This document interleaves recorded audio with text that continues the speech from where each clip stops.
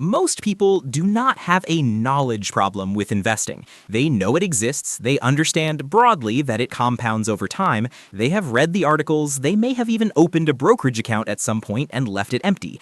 The issue is not ignorance. The issue is a specific recurring mental calculation, one that feels rational, in which a small amount of money is repeatedly judged as too insignificant to act upon. $50, in particular, occupies an unusual psychological position. It is enough to matter emotionally, but widely perceived as too small to matter financially. That perception deserves scrutiny. Consider Marcus, 31 years old, based in Chicago. He earns $68,000 gross annually, approximately $4,400 per month after federal and state tax. His monthly structure: rent, $1,350, car payment, $410, auto and renter's insurance combined, $180, streaming and software subscriptions, $62, student loan minimum payment, $220, groceries and essentials, approximately $400, credit card carried balance, $3,200, minimum payment, $85. That totals roughly $2,700 per month in fixed and semi-fixed obligations.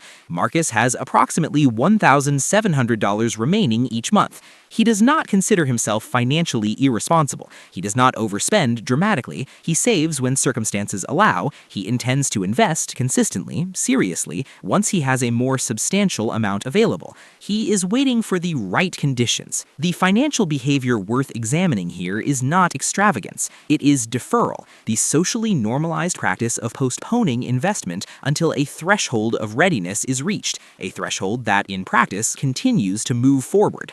This is not a failure of discipline. It is a structural feature of how small amounts of money are emotionally categorized. $50 per month does not feel like an investment decision. It feels like a rounding error. And so, rather than being directed toward a brokerage account or an index fund, it is absorbed quietly and without resistance into lifestyle expenditure that carries no long-term return. The money is not wasted visibly. It simply never begins working. The formula governing compound growth is straightforward. A equals P times 1 plus R over N to the NT. If Marcus invests $50 per month, $600 annually, into a broad market index fund averaging 8% annual return, compounded monthly, over 25 years, the result is approximately $47,000. He will have contributed $15,000 of his own capital. The remaining $32,000 is the structural consequence of time and consistency, not income, not financial sophistication, and not timing the market.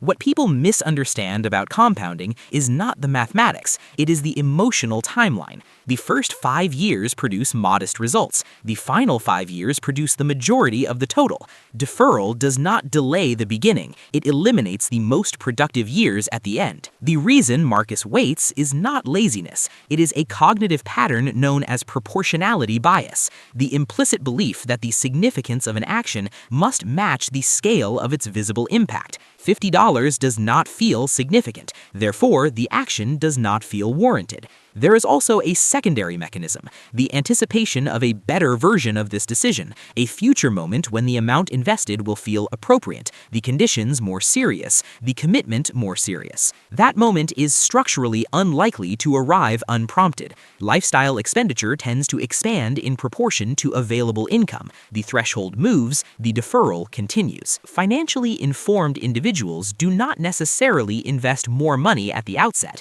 They invest earlier, and they do so precisely because they understand that the emotional insignificance of a small amount is not an accurate indicator of its financial consequence. The $50 is not symbolic. It is the beginning of a compounding sequence that cannot begin any other way.